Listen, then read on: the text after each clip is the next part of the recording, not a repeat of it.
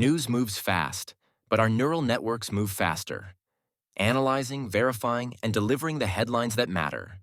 This is Neural Newscast. Neural Newscast Global. I'm Andrew Lindbeck. Today is October 31st, 2025. On this day in 1517, Martin Luther made his revolutionary ideas public, sparking debate and setting in motion profound changes in religion and European society. This is Neural Newscast, where machine learning meets meaningful reporting. All stories are reviewed for accuracy before release. Find our full archive at neuralnewscast.com. Political headlines are next. AP reports President Donald Trump sets the 2025 refugee cap at 7,500, a sharp reduction that will reshape resettlement policy. Reuters reports a looming U.S. government shutdown could interrupt pay and crucial services for millions across the country. Let's hear from Daniel Groves.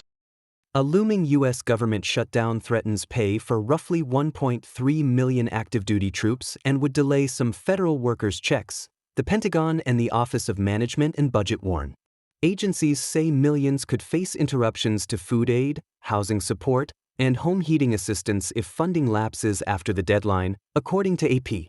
The National Park Service says many parks may close, passport processing could slow, and Small Business Administration loans could stall. Republicans press deeper spending cuts. Democrats argue essential services need stable funding. President Donald Trump urges Congress to pass a stopgap bill while negotiations continue, the White House says. This is Daniel Grove for Neural Newscast. Now, let's share the latest from abroad. UN officials say the civilian toll is unclear after the Rapid Support Forces seized areas in and around El Fasher amid fierce urban fighting. Daniel Groves has why aid groups say the risks are escalating. Reuters and UN officials say the Rapid Support Forces seize most of El Fasher, the last major city in Darfur not under their control, after weeks of street battles. The United Nations warns civilians are trapped without safe corridors as shelling damages clinics and markets. Doctors Without Borders reports hospitals are running short of supplies and fuel. The World Food Programme says fighting is blocking aid convoys into North Darfur. Diplomats press for a ceasefire, but commanders trade blame and refuse talks. Humanitarian agencies warn any assault on remaining neighborhoods could trigger mass displacement. This is Daniel Grove for Neural Newscast. President Donald Trump says he wants to explore resuming U.S. nuclear testing, drawing alarms from arms control advocates, Reuters reports. The United States has not detonated a nuclear device since 1992, and Washington signed but never ratified the 1996 Comprehensive Nuclear Test Ban Treaty. Analysts warn a new test could trigger responses by Russia, China, and North Korea. The National Nuclear Security Administration says the stockpile is certified annually through advanced simulations, subcritical experiments, and life extension programs at the Nevada National Security Site. One analyst calls explosive testing strategically unnecessary and politically costly. This is Monica Kellen for Neural Newscast. Reuters reports Canadian Prime Minister Justin Trudeau and Chinese President Xi Jinping meet for talks aimed at stabilizing ties after years of tension over trade, security, and alleged interference. The meeting follows disputes over detained citizens, restricted exports, and tech tensions. Both sides signal interest in reopening channels on climate, investment, and consular issues. Officials frame the session as a step towards stable, predictable ties. Any thaw could affect North American trade and regional security dynamics in the Indo-Pacific. This is Nathaniel Cohen for Neural Newscast. Prosecutors say a judge sentences a husband to 21 years in prison for murdering his wife in a New Year knife attack. Prosecutors say he stabbed 35-year-old Kiat Shepel Nasso Isaacs 9 times after accusing her of infidelity. The court hears the assault happened at their home shortly after midnight on January 1st. Relatives describe a history of jealousy and control. The judge cites extreme violence and the need for deterrence in domestic abuse cases, according to court records. This is Emma Blackwell for Neural Newscast. Now let's explore technology news. Reuters reports Nvidia says uncertainty remains about re-entering China after a Trump-Xi meeting, amid strict U.S. export controls on AI chips. AP reports big tech is accelerating AI spending, pouring tens of billions into data centers, chips, and cloud tools this year. From the economic desk, here's what's new.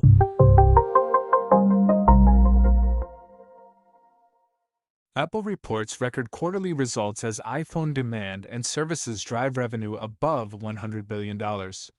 The company says net income rises sharply, marking its strongest performance in years.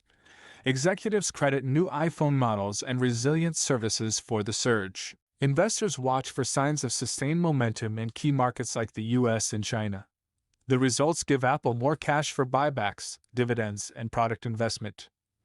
The company signals a steady outlook as competition in smartphones and AI intensifies, Reuters reports. This is Ethan Wells for Neural Newscast. Here's the latest in science. University of Kentucky researchers map where eastern hellbenders still live and what they need to recover. The team screens environmental DNA at 90 sites across 73 rivers and confirms the elusive snot otter favors cool, fast water with clean gravel and large rocks. The giant salamanders breathe through skin folds and hide by day. The findings, shared with the Kentucky Department of Fish and Wildlife Resources, guide habitat protection, restoration, and future surveys to stabilize declining populations. This is Nathaniel Cohen for Neural Newscast. From the Environment Desk, here's what's new. Reuters reports Hurricane Melissa makes landfall in Jamaica as a Category 5 storm, causing catastrophic damage and dozens of deaths, according to Jamaican officials. Samuel Green joins us with the latest. Hurricane Melissa slams Jamaica as a Category 5, the island's strongest storm on record. It makes landfall Tuesday night with peak winds near 185 miles per hour. Western Jamaica suffers the worst damage. Local officials in Black River estimate up to 90% of homes lose roofs or are destroyed. Utility providers report roughly 3/4 of the country loses power, and at least 19 people die, according to Reuters. Thunderstorms slow cleanup even after the eye passes north. Melissa weakens to Category 3 before hitting Cuba, still delivering 120-mile-per-hour winds and torrential rain. Haiti's Civil Protection Agency also reports deadly flooding and widespread damage. Authorities urge continued caution. This is Samuel Green for Neural Newscast. AP reports coal jobs on the Navajo Nation are disappearing as leaders weigh promises to revive the industry against health and water concerns. Stories from the world of arts and culture. Billboard reports Taylor Swift's Eras Tour continues to break records as new international dates boost attendance and revenue. That concludes our headlines for this edition of NNC Daily News. For more, visit neuralnewscast.com. That's our coverage for this hour. For in-depth analysis and the latest headlines, head to neuralnewscast.com and subscribe wherever you get your podcasts. I'm Andrew Lindbeck. Signing off. This has been another Neural Newscast production. Join us again soon, and visit nnewscast.com to explore today's news as well as the past like never before. Neural Newscast combines real voice recordings with synthesized voices to enable prompt production without sacrificing quality. All content is generated using advanced AI algorithms developed by a human and undergoes fact-checking and human review prior to release. While we strive for factual, non-biased reporting and actively work to prevent AI hallucinations, AI-generated content can occasionally contain errors. Listeners are encouraged to verify critical information from trusted sources. For more details on our AI transparency policies, visit nnewscast.com.